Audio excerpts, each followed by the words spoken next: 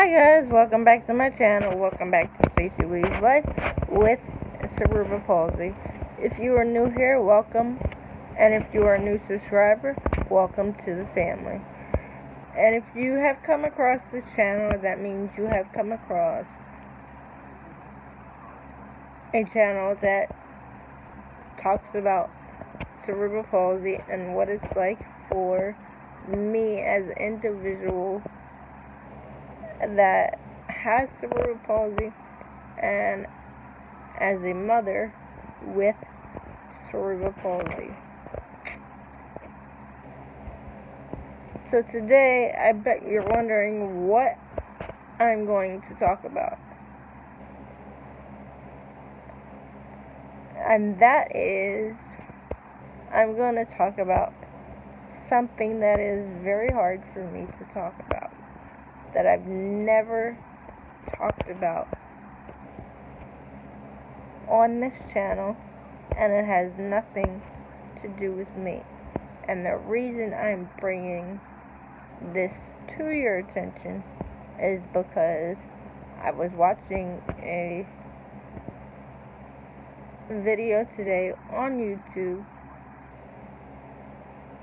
and it brought something to my attention that I need to bring awareness for.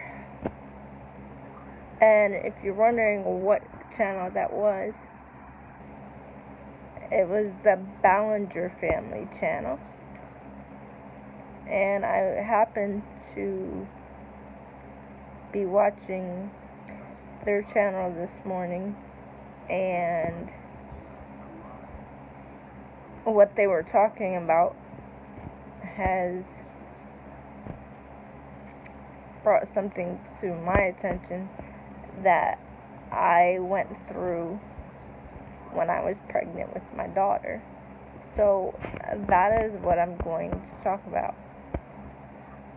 How this situation affected me with my daughter, because the Ballinger family has brought it to my attention. It's not the same scenario that they're going through, but it's something that, or something similar that has happened to me. And that is when I went in for a ultrasound, because when you have cerebral palsy, they make you go in and have more ultrasounds than you would if you were a person that could walk. So when you have cerebral palsy, they make you go in and do more ultrasounds than a normal person would. And the result of that,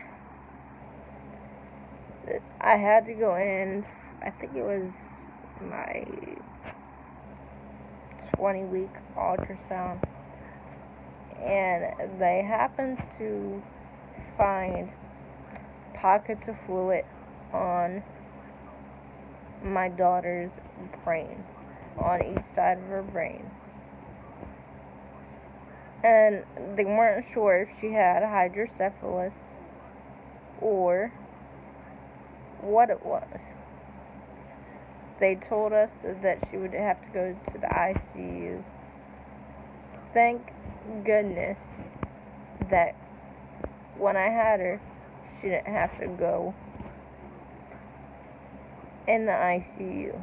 And the reason why they thought she would have to go to the ICU is because she had those pockets of fluid, and they thought that she was going to have hydrocephalus.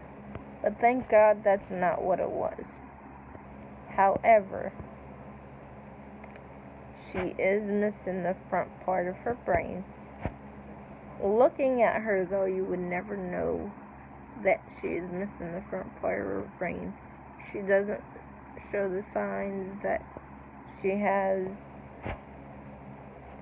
any retardation. She's the smartest little girl that I know. She does everything that a kid her age is supposed to do. She's actually going into 3rd grade tomorrow, which I can't believe. All those years ago, and I'm beating around the bush not to tell you how old she is, because I don't want to spread that on the internet, because again, I put myself out here to share the medical side of cerebral palsy and what it's like for me as a mom. However, this is what it's like for me as a mom, so I'm going to share this with you guys to help you understand. It's not just about cerebral palsy.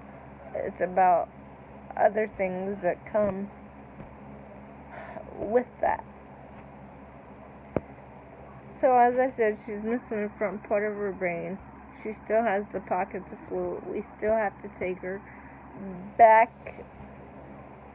and forth to Hershey every so often to see if those pockets of fluid got any bigger. Thank goodness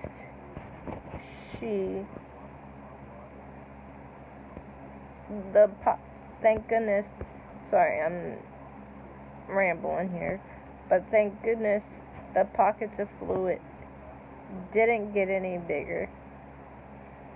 And there is a name for it, I just don't remember what the name is that she has. The pockets of fluid did not get any bigger. If they do get any bigger, that means my little girl,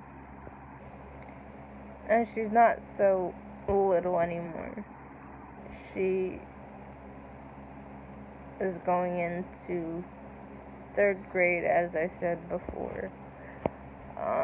But my little girl, if the pockets of fluid get any bigger, she is going to have a shunt, because what happens is those pockets that she has fluid, so there's no where for the fluid to go. So that means that if the pockets of fluid get any bigger, that she is going to have a shunt to drain the fluid so it doesn't back up, because if it backs up, then she's going to have a lot of problems. But thank goodness, as I said, we hadn't had to run into those problems, and I pray that we don't have to run into those problems, because it's not going to be fun for either of us, everyone that's involved, especially my little girl. I don't want her to have to go through what I go through, and hopefully it will stay that way, that she doesn't have to go through what I have to go through, meaning surgery after surgery, because that is not fun for anyone to have to go through multiple surgeries. And I bring this to your attention because, again, I was watching the Ballinger family earlier, and the mom, for the life of me, I cannot remember her name, but she was explaining what was going on with her pregnancy, and it just reminded me of what's going on with my daughter. And like I said, we only take her once a year unless something arises. We only take her once a year to get a checkup for those pockets of fluid. And I just pray that they don't get any bigger, because it's not an easy road for anybody if that happens.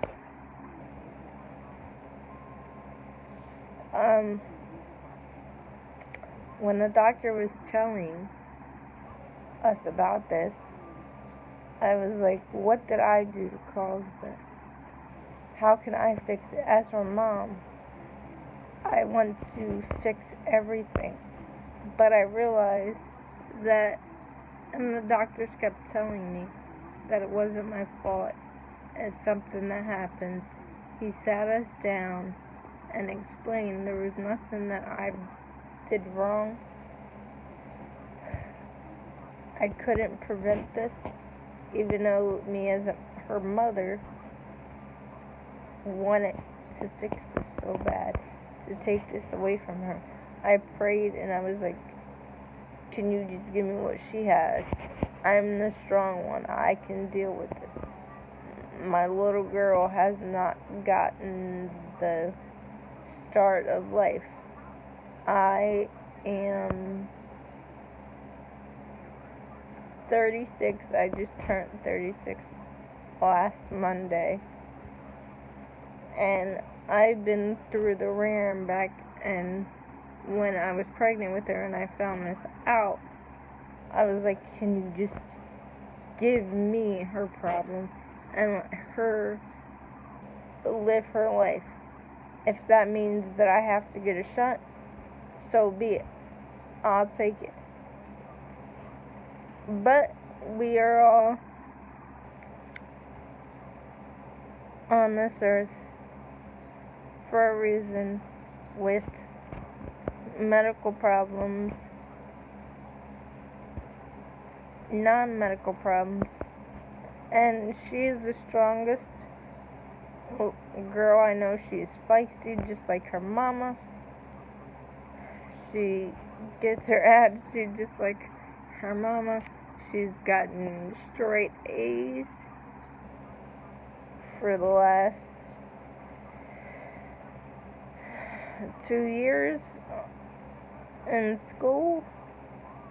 I couldn't be more proud of her, because I couldn't do what this little girl has done. She's shown me things that I didn't think I could do, but she's always pushing me and showing me different ways without realizing that she's doing it. And that is why I'm able to do what I'm able to do, because of my children. They keep me going. They keep me fighting. And that's why I say at the end of every video, never say you can't, always say you can, because you never know what you can do unless you try, regardless if you have a medical problem or not. Like, I know there's some people out there that physically cannot do it, but if you're capable of doing things, never say you can't. Always say you can. Always find a way to do it a different way if you know that one way does not work for you. So I just wanted to share that little piece with you. Remember, guys, if you have not already done so, please go ahead and subscribe. Make sure you hit that like button, and make sure you smash that like button for my little girl. And as I always say, never say you can't, always say you can. And I will see you guys in my next video. Bye, guys.